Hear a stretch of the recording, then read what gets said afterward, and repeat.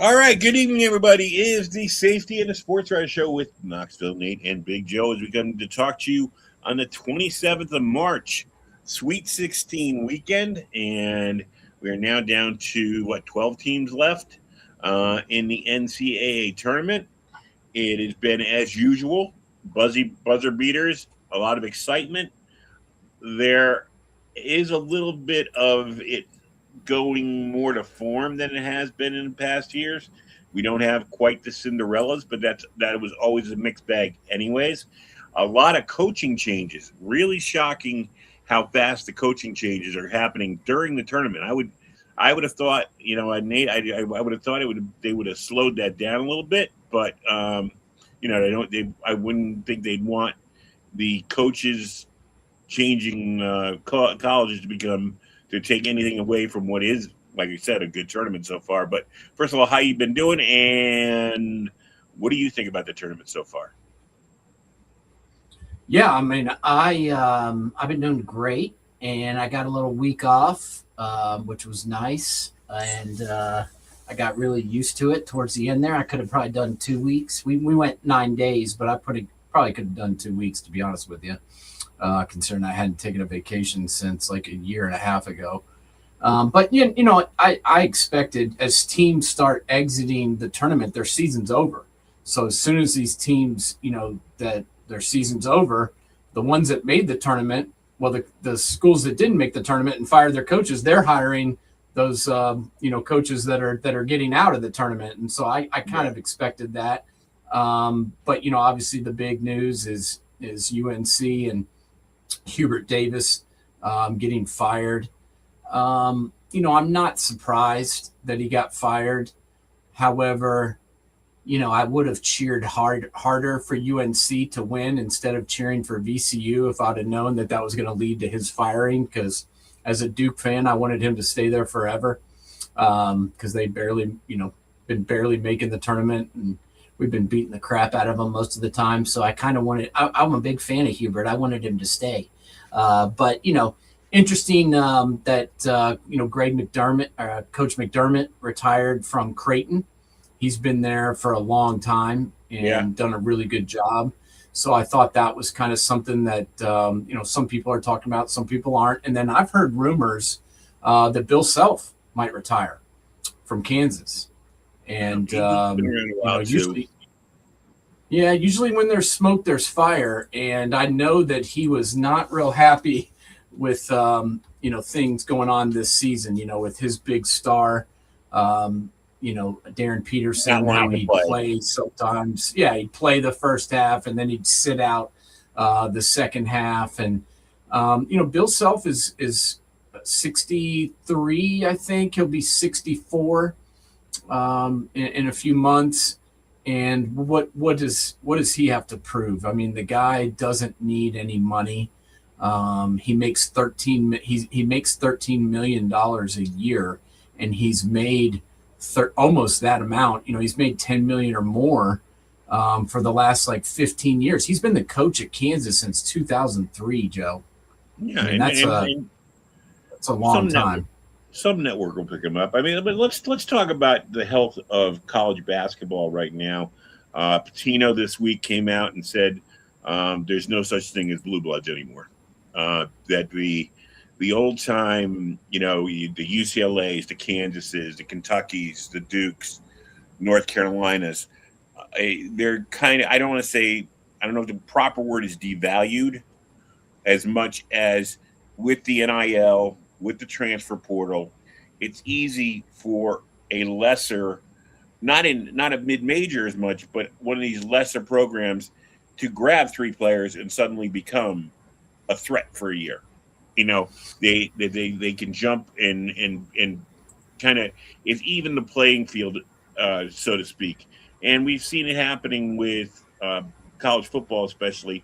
But let's think about it in terms of college basketball. As I pointed out, you grab two players, you can transform your team in a year, in less than a year. If you can grab the right two players and get them to come to your university, um, you don't have to be a genius of a coach. And the change you can change the landscape of your team very fast. I think of Bill Self somebody who I've never been a Bill Self fan, so to speak. I think he's a great coach, but he's not one of my favorites. And the guy from Creighton, I think he did a fantastic job bringing a good product to Omaha for years. Not still not one of my favorite players. I didn't like his style, but these guys, I think the NIL, the transfer portals, it has to grate on them. It has to, Yeah, it does, and also being at the same place for a long period of time. Sometimes as we saw with Mike Tomlin and Bill Belichick and Pete Carroll and go down the list, even in the NFL, sometimes the message gets stale when you're delivering it over and over and over again. And as we said, Bill Self has been there since 2003. McDermott was at the helm at Creighton since he took over in 2010. So that's almost 20 years he's been there. So I think that's it. And is blue bloods? I mean, what does blue blood even mean? I don't know, but has it gone away a little bit? Yeah. Do I think that Duke is still blue blood? I do, because they still dominate college basketball. I mean, they lost 5 guys, 5 starters. All of them were drafted in the NBA draft, and they went 34-2. I mean, how can you not say that that's not a stable program? Some of these other programs haven't had the sustained success because they've lost, the coach that was at the helm. You think about Syracuse, they were a blue blood for a long time. Well, Boeheim retired. North Carolina, they were a blue blood for a long time. Roy Williams retired. You can go down the list and all these schools. The main, one of the biggest things is their coach left. Kentucky, John Calipari, he was at Kentucky for a long time. He got pushed out the door basically and went to Arkansas. So, some of these teams, have lost their man in charge. And I don't care how good of players you get when you get into like tournament play, especially the NCAA tournament. Look at the teams that are still around. It's Tom Izzo still playing. It's Rick Pitino's still playing. The guy Calipari was still playing until last night. The schools that have a coach that knows what the hell he's doing are usually left standing. And so I think that remains true. But I'm really glad that that Rick Pitino ended up at St. John's and revived that program, because I'm old enough to remember when St. John's was good. Even going back to the Chris Mullen days, and then I was really young when that happened. I was not too young to remember that, but I remember when Felipe Lopez was there and some of those guys, and they had a little run in '97. I remember that. So just reviving that program like he's done, I think is really cool. Hopefully it ends tonight. But I've been pretty impressed with the way he's done that, especially at his age, man. I mean, he's 73 years old. Yeah, I mean, he's one of those guys that will, probably die on the sideline. I mean, he is he doesn't know what to do with himself if he's not coaching. That's just how he is. And I've always loved Patino. You and I have talked about this before. I've always said he's probably my favorite coach for one game, one night. I'll take Pitino over almost everybody out there. And I love what he's doing with, like you said, St. John's.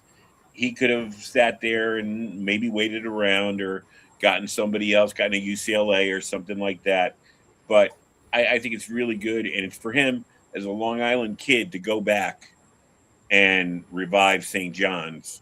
It means something. I hope it means something to him the way it means something to the fans. Because it does mean something to him. It does, man. I listened to him talk the other night, and his face, when they won, it was the night they won the Big East tournament, and he looked down and he's like, Lou is looking down right now and is smiling because we brought him back. We brought it back, and he was so excited, and it was cool to see, man. It was cool to see, and his grandkids were all standing there, and I was happy for him. Now, North Carolina, I mean, it is, whether Pitino wants to say blue blood or when he went, there is an attraction to North Carolina. It's, from what I hear, I've never been there, beautiful campus. It's in the triangle down there with Duke. You have the rivalry, the legendary basketball rivalry built into it to go there. But unfortunately for Hubert Davis, he found out, just like, I forget the name of the guy who replaced Dean Smith, because Roy Williams was already at Kansas, and he had been a longtime assistant at North Carolina, and everybody was like, "Oh, this guy's ready for the job." Bill Guthrie? Yeah, Bill Guthrie. I mean, you can't. No, North Carolina is a different animal. It is a different animal. You may not say it's blue blood, but there's expectations going back centuries there. So I mean, it even goes back before Duke. I mean, it goes back into the early '60s. So who could there be out there that could walk right in there and just, and everybody will say somebody like Pitino or say somebody like Calipari, but if I was North Carolina, I don't want a 70-year-old. I don't want it for just 2 years. I want a 45, 48. I want it to be, we had Dean for 20 years. We had Roy Williams for 20 years. I want to be set with a coach for 20 years that I don't have to worry every 5 years. I got to go out and get another guy and worry about his qualifications. Who out there in the landscape in like the 45, 48-year-old range do you see that could walk in there and do something with North Carolina? Well, I know one guy that two guys they've already contacted. They contacted Brad Stevens, who's obviously the president and head of basketball operations for the Celtics. He said, no, thanks. Don't blame him. He's got a great job. He's at one of the most prestigious, franchises. And he's doing a good job. He's getting paid handsomely, and he doesn't have to deal with recruiting his own players year round. So I don't blame him for staying put. The other guy that's on the list is Billy Donovan, and apparently they've talked to Billy, and there's mutual interest there. He hasn't coached in college since 2015, and I don't think there's been a job that's really spoken to him as far as possibly leading him back to the college game. But I can tell you, this is one place that I think might pull him back. And let's be honest, he hasn't really been tearing it up in the NBA. I mean, the Bulls aren't going to make the Bulls are not going to make the playoffs even. And, their last game is April 12th. It's funny you bring that up, because I was looking at his overall record the other night, because I was just, my hope was for him before Notre Dame made the I don't know, god awful decision to keep Shrewsbury there. I have no idea why they're keeping him, but that's okay. But I mean, Billy Donovan, I think he had like a 700 winning percentage at Florida, and in the pros, it's like 540. Which isn't bad, but he's never really had a long run. I mean, he started out with OKC with their great trio out there. He has had flashes, but he never seems to get the right amount of players or the right type of players he needs. And I think you're right. I think it is time for him to look back at college and say, this is where I belong. Yeah. Well, and another guy that I think it could be, you'd say no way, but I think is a possibility is, Tommy Lloyd. I think Tommy Lloyd is a guy that, obviously has done a really good job at Arizona. But, he's hot right now, and they're going to come over there and say, yeah, Arizona's great, but what do you not have at Arizona? And let's just be honest, as far as, programs, which program is better, I don't know. Which one has more resources? We're going to find out, because I think they're going to reach out and they're going to try and lure Tommy away, especially if Billy Donovan turns them down, or they decide they don't want Billy Donovan, they want somebody younger. I think Tommy Lloyd is a good choice. He's still relatively young. I think he's around like 50 years old. And, this guy was sitting next to Mark Few for 20 years and then took over Arizona, and he's won AP Coach of the Year. He's won a couple of Pac-12 tournaments. He's won the Pac-12 regular season. He won the Big 12 regular season. He won the Big 12 tournament. This guy's proven that he can win at a high level. And hell, he may win the national championship this year. So we'll see how that goes. Another name that's out there is, Todd Golden for Florida. Yeah. I think his name is probably mentioned because you got to call him, but I think he's probably leaving his name out there because he wants to get another raise. Right. And I don't think he'll leave Florida, but I do think Dusty May might leave Michigan. I do. I think, just with all the turmoil going on at that program, at their athletic department, I think it's possible that he might leave there. And this is a guy, he's only been there for 2 years. He was at Florida Atlantic before that. And, he's proven that he can coach at a high level. And he's only, what is he? I think he's like 48, something like that. So I think that's a name. And then also Iowa State's coach, TJ Olsenberger. I think he is an option. Look what he's done there at Iowa State and building that program up. And then also, Alabama's Nate Oates, I think, is an option because UNC definitely probably would pump more resources his way than Alabama does for basketball. So those are probably some of the names. Who do you think that I didn't mention? Who's on your short list that I didn't say? One year we brought up there, I'm I have no reason to believe in this. I have no reason to say this except if I was him, especially after the disappointing tournament that just happened to me, Mark Few.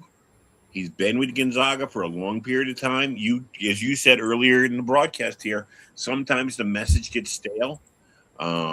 He turned that program from a nowhere program into a nationally prominent program. But there's something missing. There's something why he hasn't been able to finish the job. He's had plenty of players. And maybe it's time for him to come east and see if, playing in a better conference. Yeah, but he's 60. He's 64, though. Yeah. I mean, how long is he going to coach even? I mean, he's 64 years old. He's been coaching, since he's been at Gonzaga since 19. He's been at Gonzaga since 1990. The reason I'm saying that about him is because the St. Mary's coach who just left, and I was like, why is he leaving the Gales when he's got them in the tournament every year? And going to Arizona State, I understand it's a bigger program, bigger bankroll, but still Arizona State's not known for a lot of success. I don't get the move for him there. But it's a major, it's a program that's in a major conference that is a power 5, power 4 conference. He's going to make twice the amount of money that he made. And you can make the tournament as an at-large in that conference. I mean, St. Mary's didn't even make the tournament this year because they didn't win the Western Conference. So, and the Western Conference, there's a lot of turmoil there where it's a lot of the teams are moving around. So I think that might be a reason too. So I was thinking Few. I'm just thinking Few might be at the end of his rope with. He's got to get somehow to make the Bulldogs to make one run and get him to that. He's a Hall of Fame coach, but he's got to get that one ring just to have a ring. I mean, it seems like a lot of guys have lesser talent are walking around with rings on their fingers that he just can't. It's like Rick Barnes. Rick Barnes got to be getting down to. Tennessee's still in. I'm rooting for them somewhat to get through because I think Rick Barnes deserves a ring on his finger too with what he's done for college basketball. But we will see with that. The only thing about Mark Few though is Gonzaga. It's not like they had a bad year. I mean, they 30-3. They had a great season. I think they ended up. I'm trying to think of what their record was to end the season. I think they were 31-4. Yeah, it was 33, 31-4. Yeah, 31-4. They were 16-2 in the conference, 31-4 overall, and then they obviously they lost in the tournament, but I mean, you never know in these tournaments, man. I mean, any team can lose a game, and Texas just got hot at the right time. I don't know. I mean, look at Wisconsin. My God, that was the big upset of the first week is the Wisconsin game, but I Yeah. mean, Wisconsin's been. Bo Ryan took the magic when he went out the door about tournament time for them. Uh, the coach there now has not been able to reinvent them as a tournament tough team for some reason. I don't get it. I don't know. But Bo Ryan, Yeah. maybe it's the last name. Who else you got? I want to talk about McNamara a little bit. You know, I give him credit. 1 year, Siena, he gets them. He almost upsets Duke.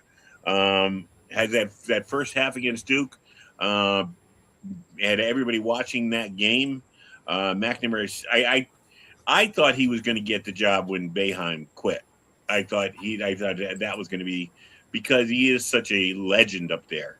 Nothing against Moulton, I mean, but Jerry McNamara, 4-year starter, big time player, and they were one championship team with Boeheim. All the Big East heroics he had. I thought McNamara was going to smack right in there after Boeheim, and maybe it's good he didn't. So it's going to be interesting. You know me, I've never been a Syracuse fan because of Boeheim. I'm a little bit more sympathetic towards him with McNamara as a coach, but it's going to see if he can get the players to come up to the Carrier Dome. What do you think? Yeah, I like him. I didn't really like the previous hire. I'm not gonna rip on anybody or anything like that. But this is a guy who's won the national championship. He was on that 2003 team with Hakeem Warwick and Carmelo. And he was the associate head coach at Syracuse, in 2023, 2024. Then he went his own way and went to Siena and built that program up to where, they went to the tournament this year and played a good game there against Duke for sure. And, now he's getting his shot. And, I think he deserves it. I think he deserves a chance to coach, where he wants to be. I think he's got the resume. I think it's a good hire. And, do I think he'll have, success? I don't know. Syracuse as an athletic program has struggled, not only in basketball, but in football. But let's be honest, they've got some talent on that team. It's not like they didn't have talent this year. It's not like they haven't been pulling in some players. I mean, they got Carmelo Anthony's son, who isn't Carmelo for sure, but he was highly coveted, and they got him to come in, and then Donnie Freeman obviously was a very highly rated player coming out, and he came back for his sophomore season, and but he's got some work to do. He's going to have to go out and get some guys in the portal and also, recruit as well out of high school. So he's got his work cut out for him, but I think he's open to the challenge. And I think if you're going to go out and get somebody to come in and fix this program, I think Jerry's the guy to do it. Well, I agree with you. And I also think, he's a Binghamton, New York guy. He's from upstate New York. He knows how to speak the language up there for the fan base and for fans to get those back in there. Problem is, since Syracuse, Pittsburgh, BC moved to the ACC, it hasn't exactly been a bed of roses for those guys. I mean, you got Bill Murray's son going to be the coach at BC. I kind of feel sorry for him.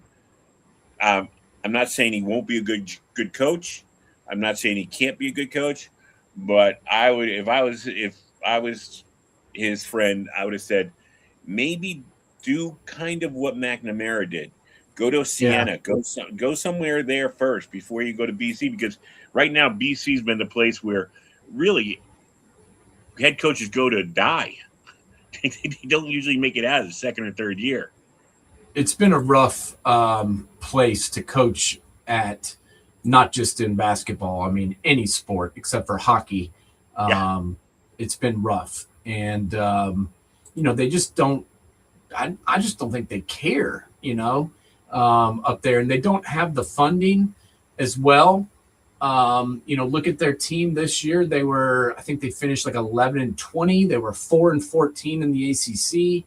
It's going to be tough. Now, the one thing I will give Murray is he's a fantastic recruiter, and hopefully, he'll be able to continue that with bringing some guys there.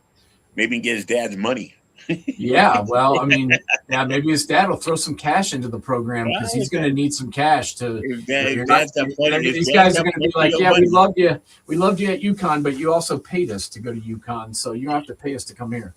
Yeah, Dad's got plenty of money if he needs it, so that should be one way to go at it. But it's interesting. It's I'll always look at that at the old Big East the way it used to be, and when BC actually had a chance. When they had some good coaches up there and the good players, and Syracuse would behind them, no matter what I say about him. The guy had a record. He made it to the NCAA tournament every year. It's a shame that the old Big East blew up, and the new Big East. The one thing I wanted to talk to you about the Big East was, should Seton Hall have made the tournament? I was thinking about that too. I thought that they probably would make it, given that they were 21-12. Yeah. But the bad part for them was they were 10-10 in the conference, and they have a hard time letting teams that are 500, if it's not like a major conference in there, and they let Villanova in who was 15-5 in the conference, and I think that's why they chose them as ahead of them. But I would not have had a problem with them getting in. The biggest issue that they had was I guess down the stretch they lost a few games, and had some problems, but. I wouldn't have had an issue with them making the tournament. I think, the only teams they lost to, like I mentioned, they lost one game to DePaul, but then down the stretch they lost to UConn by 4. They lost by like 5 to St. John's, and then they lost to St. John's again. So it's like, okay, yeah, they lost a couple games down the stretch, but they lost to UConn and St. John's. So, right. I wouldn't have had an issue with them in. All right, let's talk about tonight's games. You got UConn against Michigan State. We got, of course, Duke and St. John's. I'm going to give St. John's the coaching aspect of this, but I got to give Duke the player aspect of this. Can Pitino spread enough magic to get his team past Duke? Well, I mean, we'll see. I mean, I think coaching's fine with Duke. John Shire replaced all 5 starters with a brand new team and went 34-2. So, he's got the most wins of any coach ever in his first 4 seasons. I don't think people are giving him the respect he deserves, considering he replaced a legend. We just talked about Bill Guthridge and, what an idiot he was. It's hard to replace a legend. Yeah. It's hard to come in after Dean Smith retires and just keep things going. People think it's easy. It's damn near impossible to do that. And to not only do it, but do it at a high clip, I think John Shire is exceeding expectations. That being said, Duke's down 2 starters. Caleb Foster had foot surgery 3 weeks ago. He hasn't played since. Patrick Namba hurt his wrist, missed the Pittsburgh game, came back, hurt his foot. He played about 5 minutes last week in the final game there against TCU. I think he played 5.5 minutes. I think I give him credit for 6 minutes, but he didn't start, and he looked a little wobbly. So, if Duke had all 5 starters, I would pick Duke and not even think a second of it. But Duke minus 2 starters on a team that's not very deep, I think St. John's will be able to, if St. John's can control the tempo and make this Duke team run, that could be bad. And I'm worried about the depth of this Duke team. If somebody gets in foul trouble, if Malik Brown gets in foul trouble, what are they going to do? They can't play Patrick. Even if Big Pat plays tonight, which him and Foster are both listed as questionable, even if he plays, how long did he play, right? He hasn't played in 2 weeks. There's no way you can go out there and play 25 minutes. You just can't do it. So if they get, Boozer or Malik Brown gets in foul trouble, Duke's in big-time trouble. And that worries me, especially with, what St. John's has down low. I love that kid. Everybody talks about how, Zuby went to Kansas and just couldn't even really get on the court. And then the last 2 years, he did great last year and he has even a better season this year. Him and Boozer are very similar in the sense that they lead their team in points, rebounds, and assists. And obviously Zuby also leads in blocks.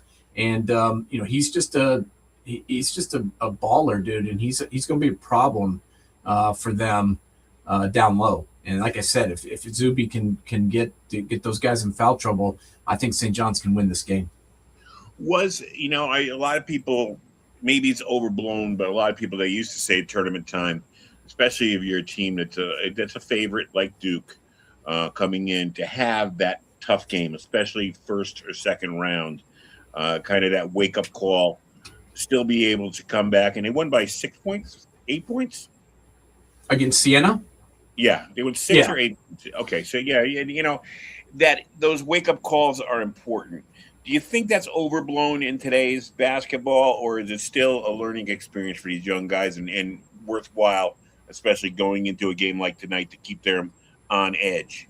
Well, I think it's helpful for them. First off, A, I think they took Siena for granted. B, I think missing Foster and Big Pat had an impact. And then C, as John Shire said, McNamara outcoached him. He had a tremendous game plan. His players bought into it. They did everything that Mac told them to do, and they damn near beat him. So I feel like that's the reason that game went as it went, and they certainly had an opportunity to win that game. Second round against TCU, obviously Big Pat came back. He played minimal time, but he was out there. I think that gave Duke a little shot in the arm, and I don't think Duke's going to take anybody lightly anymore. After the first game and after TCU, Duke was ahead by 4 at halftime, and the first 5 minutes of the second half, TCU went on like a 8-1 run and took the lead. So, they've had trouble in both games, but Cameron Boozer is just a once, we say this every year with one of their guys, but he's a once in a lifetime player. Think about the game against TCU. He was 7 of 10 from the floor.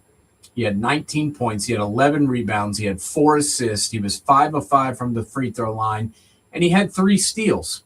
This guy is a power forward center that has passing skills like a guard and can steal the ball away like a guard. So he's a tough task for anybody to guard. On the flip side of this coin, probably the 2 angriest coaches in America, Tom Izzo and Danny Hurley. Jesus Christ! If they act like that in the street, they'd be taken in handcuffs. Because they're just nuts. There's been some accusations of chippiness against Michigan State this year that I've heard. I don't know if you've heard any of it, but that's the way they play. They play physical basketball. They played physical basketball since Tom Izzo took it over. They like to reduce to a street fight and play ugly and win ugly, and that's what it is. Looking at this matchup, what do you think about UConn? Couldn't get their three-peat, but bouncing back, or do you think that Izzo's got the right combination this year? Man, I have no idea. I really don't know. These two teams are pretty, evenly evenly matched, I guess, when I look at it across the board. Do I think that this is like the most talented UConn team that he's had in the last couple of years? I don't, but I do think they play well together. And, I think they've looked good. They had a bad game there in the championship game against St. John's. St. John's kicked their ass in the Big East championship game in the tournament.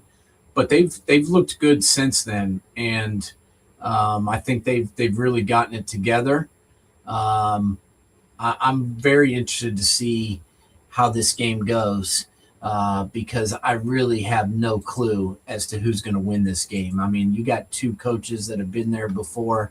You've got, as far as UConn goes, you've got, Terrace Reed and Caravan and Solo Ball and Mullins and Demery. They've got 5-6 guys that average double figures. So that's why I like UConn is it doesn't matter if one guy has a bad night. It's not a big deal because they have 5-6 guys that average 10 points or more, and they can get points from a lot of different places.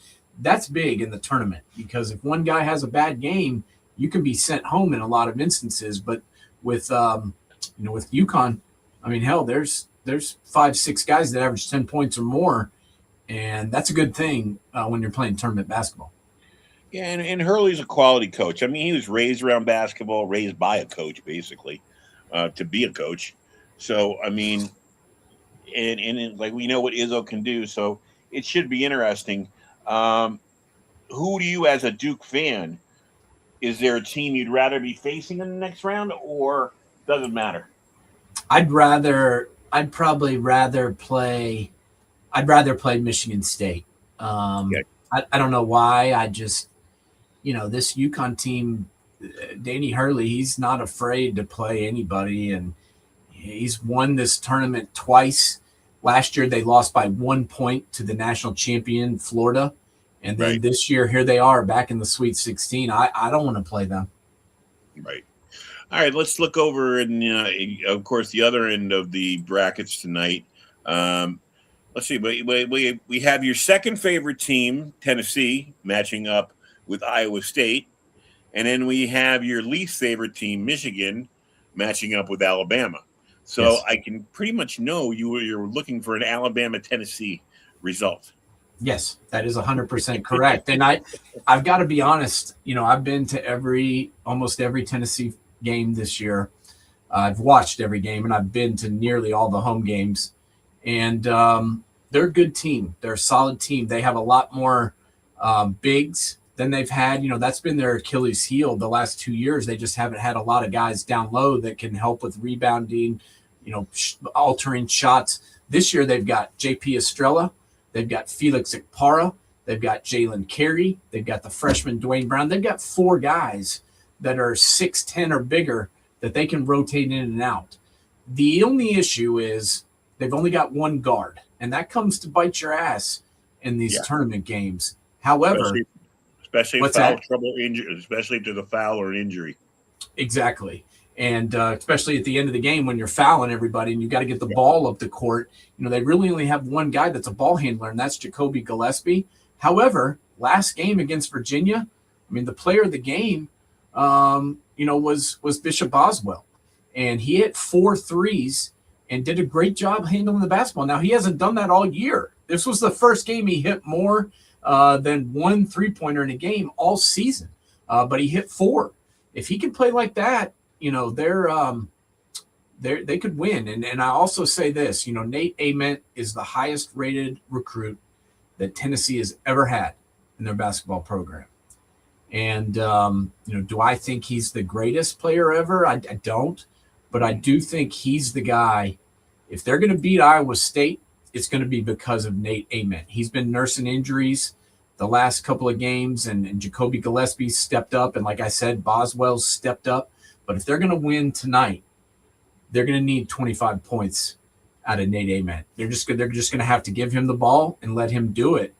And can he? Yes, he certainly can. I've watched him do it a number of times, but they're going to need him to do it on the biggest stage and against a really good team. And Iowa State is very, very good. So if they're going to win, I think they're going to need 25 21 to 25 points out of Nate Amon.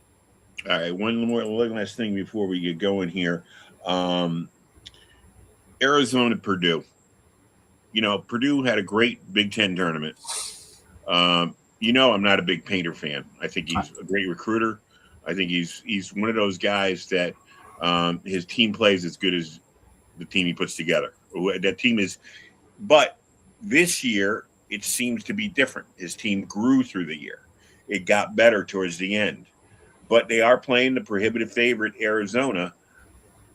Can Painter frame it enough for the Boilermakers to take down Arizona? That's the $1 million question, right? I'll give him this. He's got him going at the right time here. I mean, they had a good season. They're 30-8, but they've played really well down the stretch, especially, in that Big Ten tournament. They beat the crap out of Northwestern. They destroyed Nebraska. They blew out UCLA, and then they were up 10 points most of the game against Michigan. And the thing I will tell you is this is a very, very, very experienced team. They start 4 seniors.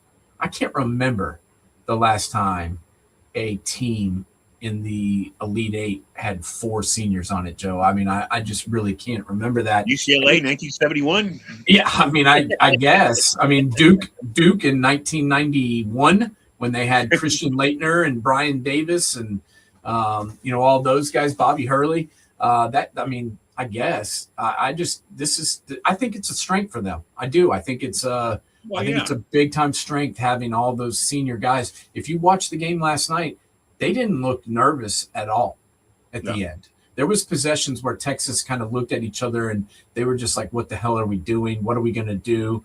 I just felt like all the guys on Purdue, they felt like they were going to win no matter what. And that's big time when you're playing tournament basketball. And if any team can knock Arizona off, I think Purdue's the one that can probably do it. Be interesting because, if they were able to do that, it kind of flips. That puts them off right up there with Duke and right up there with UConn, I would say, as the prohibitive favorites right now. So, yeah. You're looking at that would really put them – that would put fucking a lot of confidence in there on their side of the floor if you can. They got Arizona, which will make it interesting tomorrow night. Any football we missed out on? It's a lot of free agency and stuff going on, but it's mostly about the draft now. I'm trying to think if we missed anything in football that was interesting over the last couple of weeks. Mainly, we've got the draft coming up, which is huge, and lots of pro days going on, and also spring practice is happening for the colleges, and I think some of these NFL teams are kind of figuring out the back end of their rosters and the front end in some of the situations. I think one of the most interesting things so far, in my opinion, is what the Dolphins have done. And, getting rid of their coach, getting rid of Tua, getting rid of Tyreek Hill, getting rid of Jalen Waddle. They have flipped their entire roster. And I like it. What were those guys doing? It's like a lot of coaches say, we can lose with you, or we've been losing with you. We can certainly lose without you. And I like what they've done. You have to be willing to make when it's not working. You have to be willing to just blow it up and say, okay, we're going to do it a different way. We have to do it a different way. And not too many teams do that. You look at a great example of that is the Cowboys. Yeah, they make changes but they're always knocking on the playoff door. But they never seem to make the whole sail change. They have to say, okay, I'm not using it. I'm not saying they should do this, but what has Dak Prescott ever gotten you? Was the time last year the time to blow it up and say, okay, Dak, you're good enough to get us to the playoffs, but no, not good enough to take us anywhere else. Right. You have to be willing to do that at some point. And for the Giants did it. Now with Shane getting rid of Dable and stuff, we'll see what happens. But yeah, if it's not working out, you got to say, sayonara, we'll start again. I agree, but I feel a little bit bad for Malik Willis. He gets in, they hand him the keys to the car, and then they've thrown away all the engine parts. So it's like, oh yeah, you're now the starter, but you don't have Tyreek Hill, you don't have Jalen Waddle, and the coach that was a good play caller, he's gone too. So I feel bad for him, but like I said, I like the moves they've made. They've still got Devin Achane. They got Jalen Wright. They got Ollie Gordon. They got Donovan Edwards. They've got 4 good running backs. And what was Tyreek Hill doing for him? Nothing. Nothing. That's around here, people are talking about bringing Beckham back for the Giants. I'm like, why? No, his career is over with. Yeah, no. His career ended. 2019 was his last. He won a championship and he was on one leg with the Rams. Yeah. What has he done over the last 7 years that makes you think he's going to get better? Nothing. No, it's just ridiculous. So, all right, my friend, enjoy the games tonight. I wish I could say good luck to you, but I will be rooting for St. John's. What? Sorry. Son Northeast boy. Oh You can't take the Northeast out of me. I know, but you know how much I care. I know.